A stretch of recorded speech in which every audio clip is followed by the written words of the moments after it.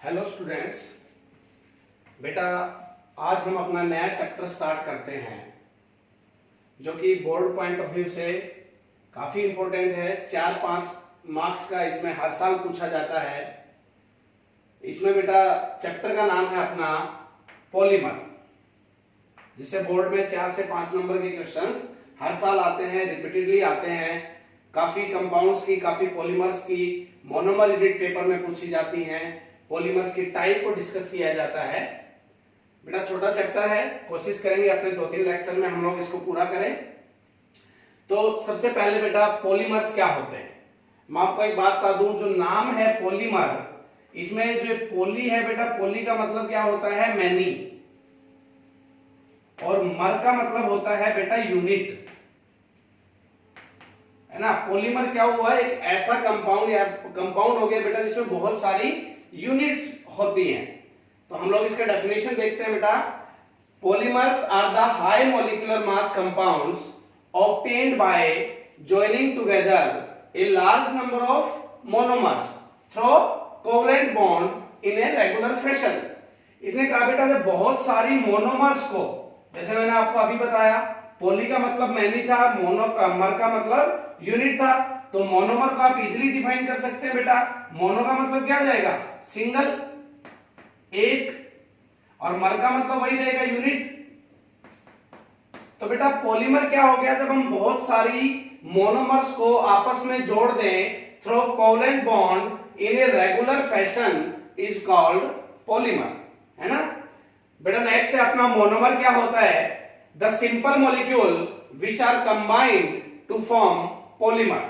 वो आपके simple molecules जो बार बार जुड़ के या रिपीट होके अपने क्या बना के देते हैं? हमें पॉलीमर्स बना के देते हैं। उन्हीं को हम लोग क्या बोलते हैं? मोनोमर बोलते हैं। तो बेटा पॉलीमर और मोनोमर का मतलब मैं आपको बता चुका हूं। वर्ड को डिफरेंशिएट करके हम लोग इनका मतलब देख सकते हैं। बेटा नेक्स्ट है अपना पॉलीमर एंड मैक्रोमोलिक्यूल्स। अब जैसा कि पॉलीमर का मतलब तो मैंने आपको बता दिया, और मैक्रोमोलिक्यूल्स का मतलब क्या होता है बेटा? मैक्रो का मतलब क्या होता है? बड़ा, है ना। मैक्रोमोलिक्यूल्स हम उन मॉलिक्यूल्स को बोल देते हैं जो कि आपके काफी बड़े होते हैं साइज में, या वी कैन से जिनका मॉलिक्यूलर मास बहुत ज्यादा होता है। बट यहाँ पे ध्यान देने की बात यह है बेटा कि पॉलीमर्स में तो आप पॉलीमर्स जो होते हैं ये भी बड़े मॉलिक्यूल्स होते हैं, नो डाउट, इनका मॉलिक्यूलर मास भी हाई होता है, लेकिन ये आपके मोनोमर यूनिट्स के बार बार रिपीट होने से बनते हैं। लेकिन मैक्रोमोलिक्यूल्स में आपकी कोई यूनिट बार बार रिपीट हो रही हो ऐसा कोई जरूरी नहीं है ना। तो यहां से हम क्या कंक्लूजन निकालेंगे बेटा कि जो पॉलीमर्स हैं वो तो मैक्रोमोलिक्यूल्स हैं। जितने भी पॉलीमर्स हैं वो तो क्या है बेटा? आपके सारे के सारे मैक्रोमोलिक्यूल्स हैं। बट सारे के सारे मैक्रोमोलिक्यूल्स क्या नहीं है? पॉलीमर्स नहीं है ना। फॉर एग्जांपल जैसे हम नॉर्मल अपने देसी लैंग्वेज में बोल देते हैं कि सारे के सारे जो कुत्ते होते हैं वो जानवर होते हैं, बट सारे के सारे जानवर क्या नहीं होते? कुत्ते नहीं होते हैं, है ना।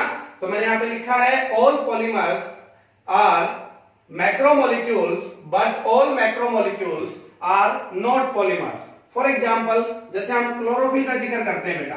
क्लोरोफिल क्या है? एक हाई मॉलिक्यूलर मास का कंपाउंड है, मतलब हम कह सकते हैं कि एक मैक्रोमोलिक्यूल है। बट इसमें जो क्लोरोफिल है उसका हम अगर स्ट्रक्चर देखते हैं बेटा तो उसमें कोई भी यूनिट बार बार रिपीट नहीं होती है, तो हम क्या कहेंगे कि ये पॉलीमर नहीं है, ये क्या है बेटा? एक मैक्रोमोलिक्यूल है ना। इस चीज पे ध्यान दे बेटा कि पॉलीमर्स और मैक्रोमोलिक्यूल्स में डिफरेंस क्या होता है। उसके बाद बेटा हम नेक्स्ट टर्म पढ़ते हैं, दैट इज पॉलीमराइजेशन, है ना। जैसे कि आप पॉलीमर हमने अभी पढ़ा पॉलीमर क्या होता है। अब नेक्स्ट टर्म आ गया हमारे पास पॉलीमराइजेशन। आई होप नाम से ही समझ में आ रहा है कि जो पॉलीमर्स बनाने का जो प्रोसेस होता है उसी को हम लोग क्या बोलते हैं बेटा?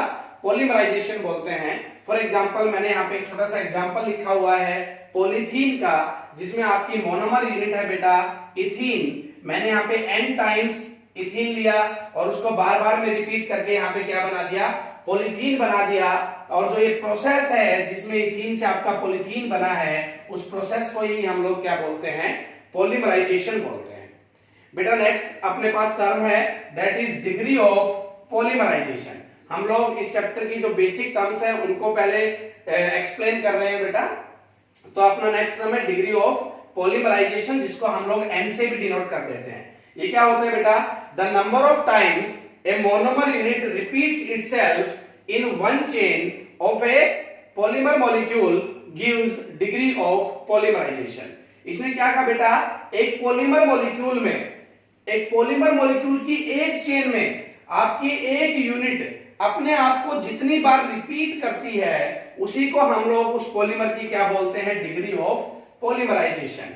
फॉर एग्जांपल नेचुरल रबड़ में बेटा, नेचुरल रबड़ में एक पॉलीमर मॉलिक्यूल का जो एक यूनिट होता है उसमें बेटा आपकी जो मोनोमर होती है वो 50,000 टाइम्स खुद को रिपीट करती है ना। तो क्या हो गया, जो नेचुरल रबड़ का डिग्री ऑफ पॉलीमराइजेशन हुआ वो कितना हो गया, 50,000 हो गया। तो ध्यान दें, एक मोनोमर यूनिट आपकी एक सिंगल चेन में जितनी बार खुद को रिपीट करती है किसी भी पॉलीमर में, उसी को हम लोग क्या बोलते हैं, डिग्री ऑफ पॉलीमराइजेशन बोलते हैं। नेक्स्ट में बेटा हमारे पास प्लास्टिसाइजर्स है ना। अब इनको देखते हैं बेटा, प्लास्टिसाइजर्स क्या होते हैं बेटा, those plastics which do not soften very much on heating can be made soft and readily workable by addition of certain organic compounds called plasticizers। बेटा प्लास्टिसाइजर्स आपके वो ऑर्गेनिक कंपाउंड्स हम बोल सकते हैं जो क्या करेंगे, आपके बहुत से प्लास्टिक्स ऐसे होते हैं जो हीट करने पे भी क्या नहीं होते बेटा, सॉफ्ट नहीं होते हैं, लेकिन कुछ सर्टेन केमिकल्स डालने के बाद वो क्या हो जाते हैं, सॉफ्ट हो जाते हैं। उन्हीं केमिकल्स को हम लोग क्या बोलते हैं बेटा, प्लास्टिसाइजर्स बोलते हैं। जैसे कि मैं मोस्ट कॉमनली यूज प्लास्टिसाइजर का आपका एग्जांपल दे रहा हूं, that is di alkyl phthalates है ना। डाई एल्काइल थैलेट जो होता है बेटा वो क्या करता है, आपके उन प्लास्टिक्स को जो कि आपके हीट करने पे भी सॉफ्ट नहीं होते हैं उनको वो सॉफ्ट बना देता है ना। नेक्स्ट है बेटा हमारे पास बायोपॉलीमर्स। बायोपॉलीमर्स क्या होते हैं बेटा, वो पॉलीमर्स जो हमारी लाइफ के लिए एसेंशियल होते हैं उनको हम लोग क्या बोलते हैं बेटा, बायोपॉलीमर्स बोलते हैं। फॉर एग्जांपल प्रोटीन्स हो गया, स्टार्च हो गया, सेलुलोज हो गया, है ना बेटा, वो सब क्या है, ये वो पॉलीमर्स हैं या वो मैक्रोमोलिक्यूल्स हैं जो हमारी लाइफ के लिए एसेंशियल हैं, हम लोग इनको क्या बोलेंगे, बायोपॉलीमर्स बोलेंगे बेटा। नेक्स्ट है हमारे पास बायोडिग्रेडेबल पॉलीमर्स। जैसे कि आप लोग नाम में देख रहे हो, बायोडिग्रेडेबल पॉलीमर्स क्या होते हैं बेटा, which are degraded by micro organisms. जो छोटे छोटे ऑर्गेनिजम्स होते हैं बेटा, माइक्रो का मतलब क्या होता है बेटा, छोटे छोटे, जो छोटे छोटे ऑर्गेनिजम्स होते हैं वो क्या करते हैं, इन पॉलीमर्स को डिग्रेड कर देते हैं, उन्हीं को हम लोग बोलते हैं बेटा बायोडिग्रेडेबल पॉलीमर्स। एक्चुअली जब माइक्रो ऑर्गेनिजम्स इनको डिग्रेड कर पा रहे हैं तो हम कह सकते हैं कि हमारे एनवायरनमेंट के लिए ये पॉलीमर्स हार्मफुल नहीं होते हैं। फॉर एग्जांपल बेटा poly acetic acid, that is PCA. PCA क्या है आपका, एक ऐसा पॉलीमर है बेटा, बायोडिग्रेडेबल पॉलीमर है ना। उसके बाद बेटा अब हम डिस्कस करेंगे क्लासिफिकेशन ऑफ पॉलीमर्स। ये कुछ बेसिक टर्म्स थी पॉलीमर चैप्टर की, है ना। अब हम क्लासिफिकेशन ऑफ पॉलीमर्स को देखते हैं।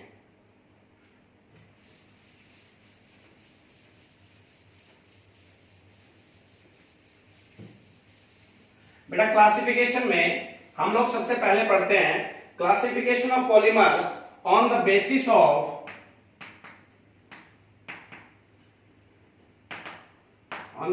Of origin.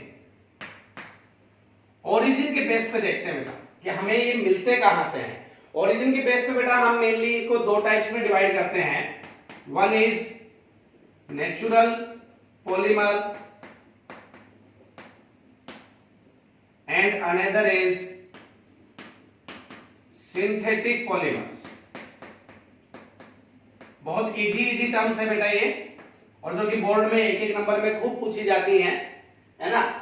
On the basis of origin हमने इसको दो टाइप्स में डिवाइड किया बेटा, natural polymers and another is synthetic polymers. बेटा नेचुरल पॉलीमर्स कौन से होते हैं, जो हमें कहां से मिलते हैं, नेचर से मिलते हैं। जो हमें कहां से मिलते हैं बेटा, नेचर से मिलते हैं, उन्हीं को हम नेचुरल पॉलीमर्स बोलते हैं। फॉर एग्जांपल प्रोटीन हो गया, है ना, एग्जांपल में लिख दे रहा हूं यहां पे, प्रोटीन हो गया बेटा, स्टार्च हो गया, सेलुलोज हो गया, ये सब कौन से पॉलीमर है आपके, नेचुरल पॉलीमर्स है बेटा। सिंथेटिक पॉलीमर्स क्या होते हैं बेटा, जो हम लोग खुद बनाते हैं, these are the man made polymer. इनको हम लोग लेबोरेटरी में खुद प्रिपेयर करते हैं, वो आपके कौन से होते हैं बेटा, सिंथेटिक पॉलीमर्स की कैटेगरी में आते हैं। फॉर एग्जांपल पीवीसी पाइप आती है जो आपके घरों में लगी हुई होती है, दैट इज पॉलीविनाइल क्लोराइड, इसको हम लोग क्या करते हैं, खुद प्रिपेयर करते हैं, है ना। तो बेटा वो सिंथेटिक पॉलीमर्स कौन से हुए, जिनको हम लोग खुद बनाते हैं, और नेचुरल पॉलीमर्स बेटा जो हमें कहां से ऑब्टेन होते हैं, ये नेचर से मिलते हैं। अब बेटा इन दोनों को देख के हम लोग एक बात और कह सकते हैं कि एक टाइप के पॉलीमर हम और देख सकते हैं यहाँ पे, that is semi synthetic polymers.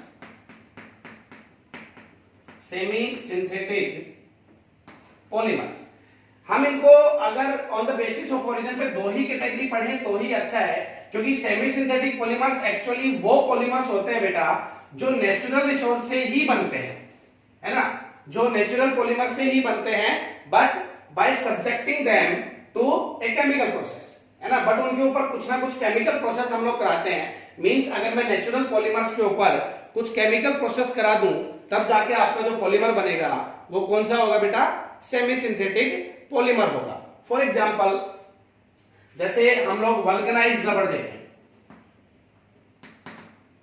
Vulcanised rubber ये क्या होता है बेटा, वल्कनाइज्ड रबर क्या होता है, जब लोग हम मोल्टन रबर लेते हैं और उसका रिएक्शन कराते हैं बेटा मोल्टन सल्फर के साथ, मोल्टन रबर लेके हम लोग उसका रिएक्शन किसके साथ करा दें, मोल्टन सल्फर के साथ करा दें, तब जाके जो रबर बनता है उसको हम बोलते हैं बेटा वल्कनाइज्ड रबर।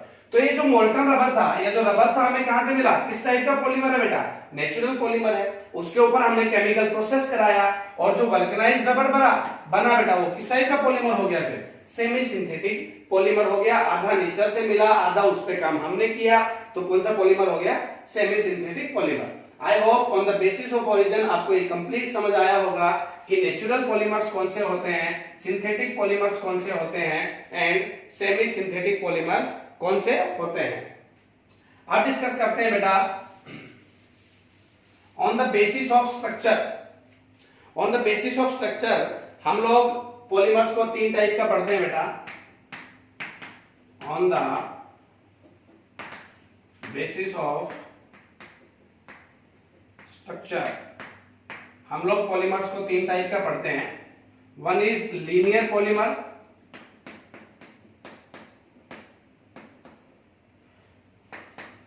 अनदर इज बेटा ब्रांच्ड पॉलीमर,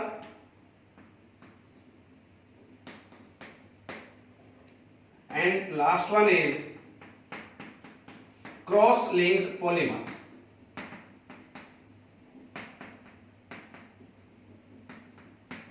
देखो बेटा लीनियर पॉलीमर्स क्या होते हैं, लीनियर पॉलीमर्स आपके वो होते हैं जिनमें आपकी जो बहुत सारी मोनोमर यूनिट्स होती हैं वो क्या करती हैं, आपस में जुड़ के एक लीनियर चेन बनाती है। जो आपस में जुड़ के एक कैसी चेन बनाती है बेटा, लीनियर चेन बनाती है, एक लॉन्ग लीनियर चेन बनाती है, उन्हीं को हम लोग कैसे पॉलीमर बोलेंगे, लीनियर पॉलीमर्स बोलते हैं, है ना। जैसे आपकी हाई डेंसिटी पॉलीथीन, हम लोग एक एग्जांपल ले सकते हैं लीनियर पॉलीमर्स में। जो हाई डेंसिटी पॉलीथीन होती है बेटा वो लीनियर पॉलीमर्स होती हैं, और जो आपकी बेटा ब्रांच्ड पॉलीमर्स थे वो क्या थे, ब्रांच्ड पॉलीमर्स में आपकी जो मोनोमर यूनिट्स होती हैं वो आपकी एक लीनियर चेन तो बनाती ही बनाती हैं, बट उसके साथ साथ में वो क्या करती हैं, ब्रांचिंग भी करती है। उसके साथ साथ में क्या करती है बेटा, ब्रांचिंग भी करती है। उसको हम लोग क्या बोलते हैं, ब्रांच्ड पॉलीमर्स। लीनियर पॉलीमर्स में आपको सिर्फ एक लीनियर चेन मिलेगी मोनोमर यूनिट्स की, लेकिन ब्रांच्ड पॉलीमर्स में आपको लीनियर चेन के साथ साथ क्या मिलेगी बेटा, ब्रांचिंग मिलेगी, है ना। जैसे हम लोग आगे जब इनको मैं आपको पॉलीमर्स की छोटी छोटी मोनोमर यूनिट्स बताऊंगा, उनको आपस में ज्वाइन करके दिखाऊंगा, जो हम लोग method of preparation of polymers में पढ़ेंगे, तो वहां पे आपको दिखाऊंगा जो आपका लो डेंसिटी पॉलीथीन होता है, that is low density polythene, LDP, वो किस टाइप की कैटेगरी में आता है बेटा, ब्रांच्ड पॉलीमर्स में आता है, जिसमें आपका क्या होता है, लीनियर चेन के साथ साथ ब्रांचिंग होती है, और लीनियर चेन वाले में ब्रांचिंग नहीं होती है। अब बेटा अगर मैं लीनियर पॉलीमर्स की बात करूं तो ये काफी स्ट्रॉन्ग होते हैं, है ना। क्यों, क्योंकि इनका अगर मैं इनके मेल्टिंग पॉइंट की बात करूं तो इनका मेल्टिंग पॉइंट जो होता है वो काफी हाई होता है, ठीक है, क्योंकि इनकी पैकिंग जो होती है वो काफी क्लोज होती है।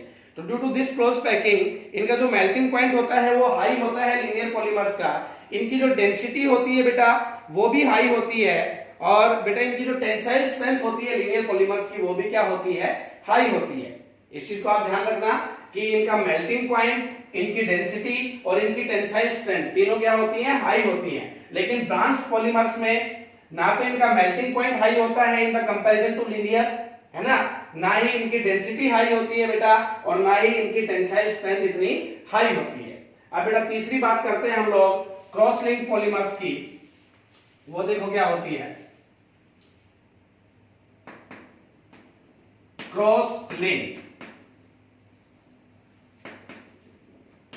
इसमें बेटा क्रॉस लिंक पॉलीमर्स में आपकी लीनियर चेन के साथ साथ ये लीनियर चेन आपस में एक दूसरे से लिंक होती हैं, है ना, उन्हीं को हम लोग क्या बोलते हैं बेटा, cross link polymers.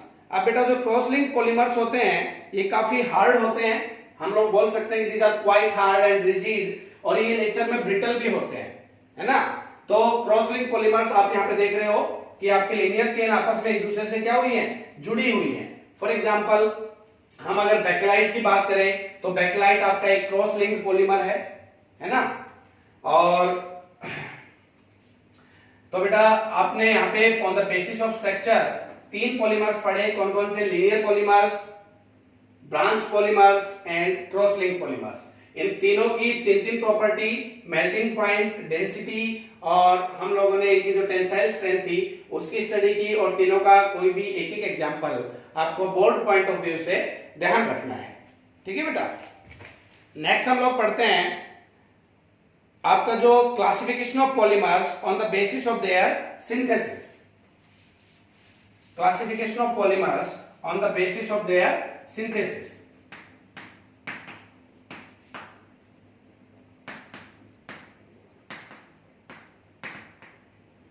On the basis of their synthesis. इनको बनाते कैसे हैं उस बेसिस पे हम लोग बेटा इसको 2 टाइप्स में डिवाइड कर सकते हैं, addition polymer and condensation polymers.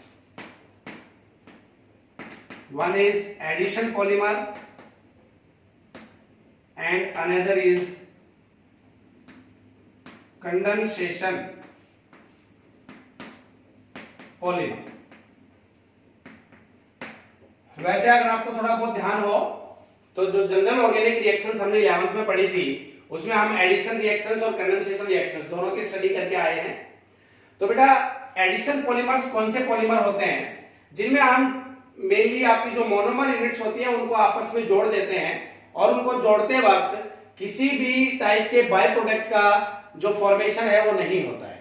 लेकिन जो कंडेंसेशन पॉलीमर्स हैं उनमें हम जो मोनोमर यूनिट्स हैं उनको आपस में जब जोड़ते हैं बेटा तो उनको जोड़ते वक्त आपके वाटर, अल्कोहल या अमोनिया जैसे बाय प्रोडक्ट्स का भी फॉर्मेशन होता है ना। अगर आपको ध्यान हो तो हमने जो एडिशन रिएक्शंस और कंडेंसेशन रिएक्शंस 11th में की थी उनमें हम देख रहे थे कि कंडेंसेशन रिएक्शंस में आपका क्या हो रहा था बेटा कुछ ना कुछ बाय प्रोडक्ट साथ में निकल रहा था।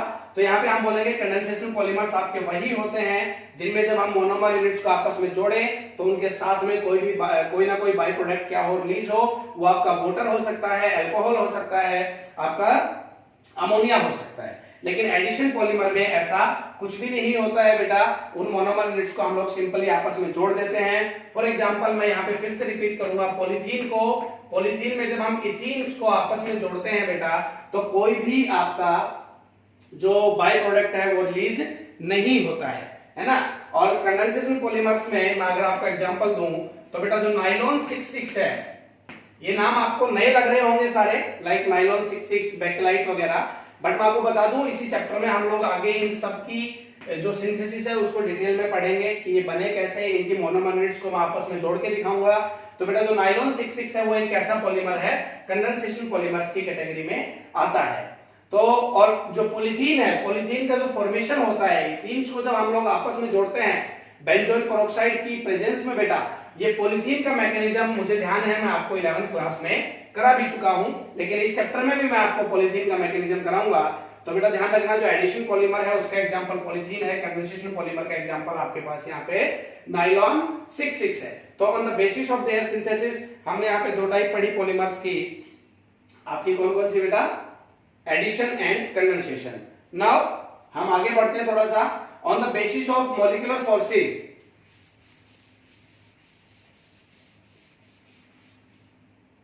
on the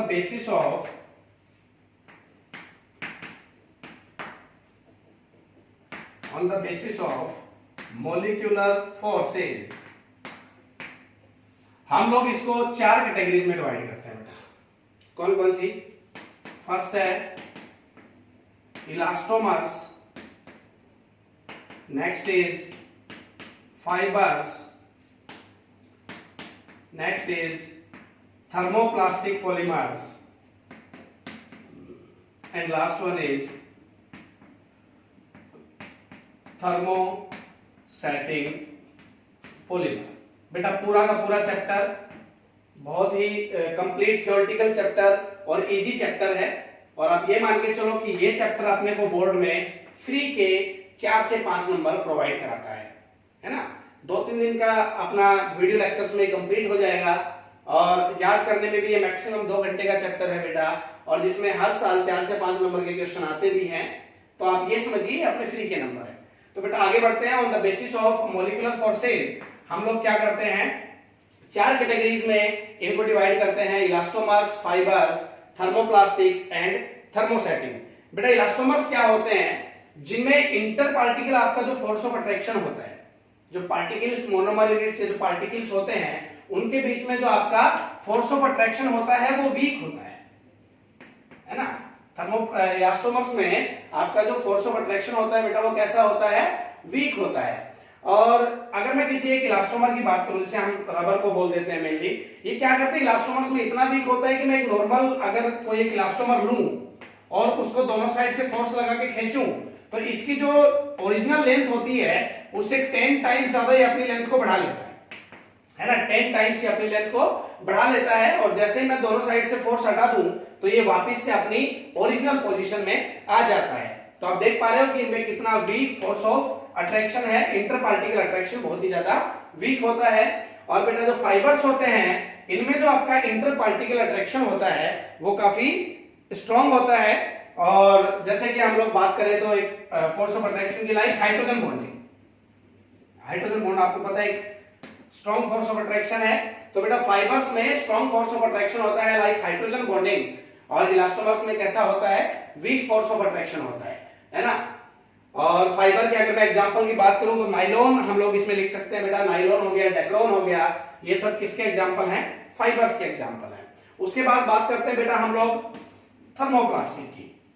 थर्मोप्लास्टिक क्या होते हैं बेटा, इनके बीच में जो inter particle force of attraction होता है वो आपका उसका जो स्ट्रेंथ होता है वो इलास्टोमर्स और फाइबर के बीच में लाई करता है। मतलब इनके बीच में जो फोर्स ऑफ अट्रैक्शन है वो इलास्टोमर से तो ज्यादा होता है और फाइबर से कम होता है। इनमें अगर मैं आपका एग्जांपल की बात करूं तो हम लोग इसमें पीवीसी जो होता है, पॉलीविनाइल क्लोराइड, जिसकी पाइप हमारे घर में लगी हुई होती है, हम लोग उसको आपके थर्मोप्लास्टिक में लिख सकते हैं। लास्ट है बेटा अपने पास थर्मोसेटिंग पॉलीमर। थर्मोसेटिंग पॉलीमर्स क्या होते हैं बेटा, जिनको अगर मैं एक बार हीट कर दूं या हीट करने के बाद जब मैं इनको कूल करूंगा तो ये आपके एक इनफ्यूजिबल सॉलिड में या इनफ्यूजिबल सब्सटेंस में कन्वर्ट हो जाते हैं। हम लोग इनको बाद में रीयूज नहीं कर सकते हैं, है ना बेटा। These are the semi fluids, ये आपके क्या होते हैं बेटा, एक तरह से सेमी फ्लूइड होते हैं which have low molecular masses. इनका जो मोलिकुलर मास होता है वो भी काफी लो होता है in the comparison to others, which when heated undergo change in a chemical, आप इसका डेफिनेशन लिख सकते हैं, change in a chemical composition to give a hard infusible and insoluble mass. एक हार्ड, इनफ्यूजिबल और एक इनसॉल्युबल मास बन जाता है जब हम लोग इनको क्या करते हैं, हीट करके कूल करते हैं तब। अब अगर मैं जैसे हमने बात की थी इलास्टोमर्स और फाइबर्स के बीच में डिफरेंस की, इनमें वीक फोर्स ऑफ अट्रैक्शन, इनमें strong force of attraction, thermoplastic में इन दोनों के बीच का फोर्स ऑफ अट्रैक्शन, और थर्मोसेटिंग क्या थे बेटा, एक सेमी फ्लूइड था जिसका मोलिकुलर मास भी लो है। और हमने इसमें और क्या पढ़ा कि हम लोग इनको एक बार अगर हीट करके कूल करें तो ये एक इनफ्यूजिबल सब्सटेंस में कन्वर्ट हो जाते हैं, जिनको हम बाद में रीयूज नहीं कर सकते। तो थर्मोप्लास्टिक और थर्मोसेटिंग ये दोनों नाम कई बार बच्चों को कंफ्यूज करते हैं। तो इनमें आप ध्यान रखना कि थर्मोप्लास्टिक क्या होता है। थर्मोप्लास्टिक को अगर आपने हीट कर दिया, हीट करने के बाद क्या होगा, ये पिघल जाएगा। पिघलने के बाद आपने इसको कूल किया तो ये किसमें एक सॉलिड सब्सटेंस में कन्वर्ट हो जाएगा। लेकिन आप फर्दर आप इसको फिर से हीट करके आप इसको रीयूज कर सकते हो। किसको? थर्मोप्लास्टिक को। लेकिन बेटा थर्मोसेटिंग को आप लोग बाद में रीयूज नहीं कर सकते, ये एक इनफ्यूजिबल इनसॉल्युबल सब्सटेंस में कन्वर्ट हो जाता है। उसके बाद बेटा on the basis of nature of monomers हम इसको फर्दर दो टाइप में डिवाइड करते हैं। On the basis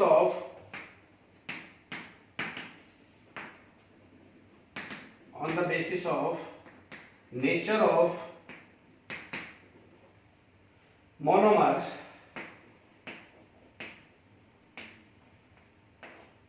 हम लोग इसको दो टाइप में डिवाइड करते हैं बेटा। One is homopolymer and another is copolymer. देखिए सिंपल सा है, नेचर ऑफ मोनोमर की बात हो रही है, नाम में आगे होमो भी लिखा है, तो बेटा इस बात का मतलब क्या हुआ,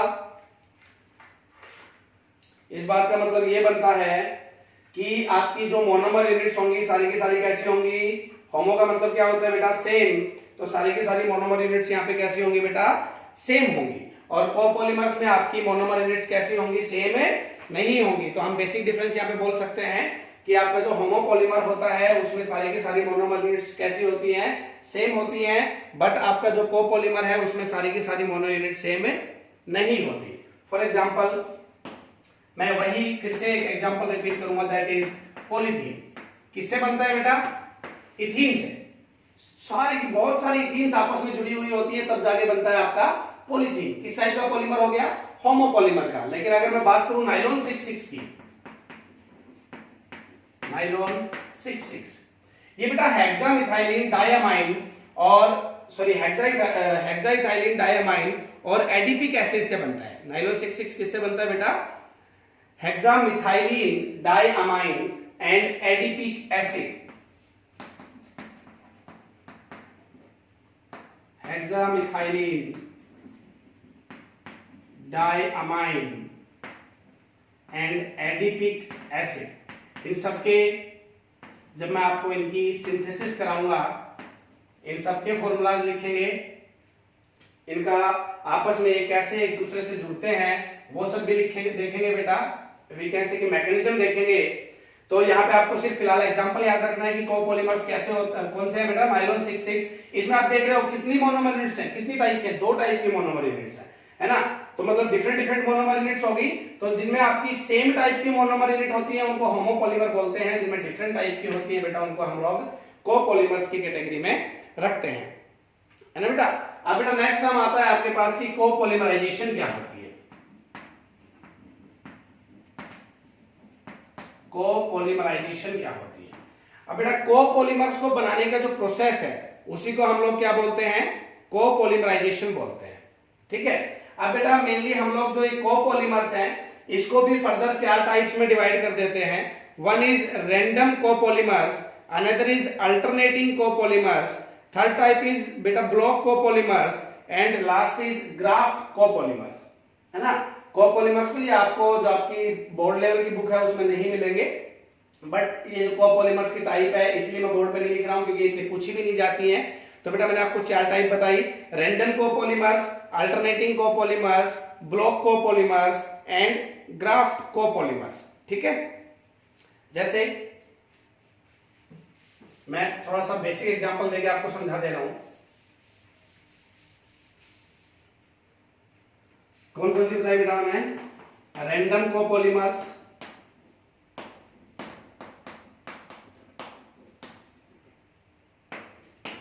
अल्टरनेटिंग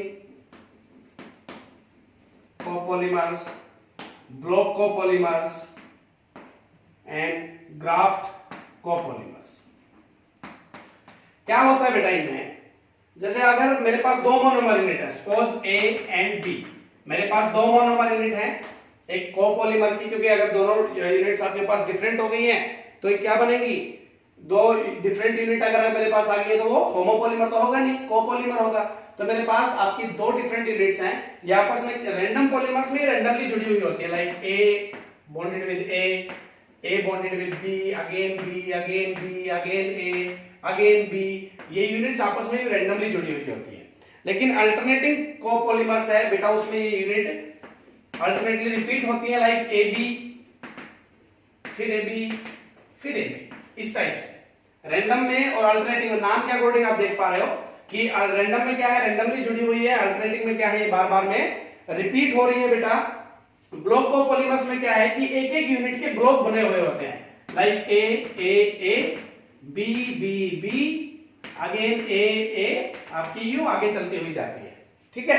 और बेटा जो ग्राफ्ट कोपॉलीमर्स होते हैं वो क्या होते हैं कि एक यूनिट तो आपकी लीनियरली जुड़ी हुई होगी और दूसरी उसके साइड में वो ब्रांचिंग निकाल रही होगी, है ना, इनको बोलते हैं बेटा ग्राफ्ट कोपॉलीमर्स, ठीक है बेटा।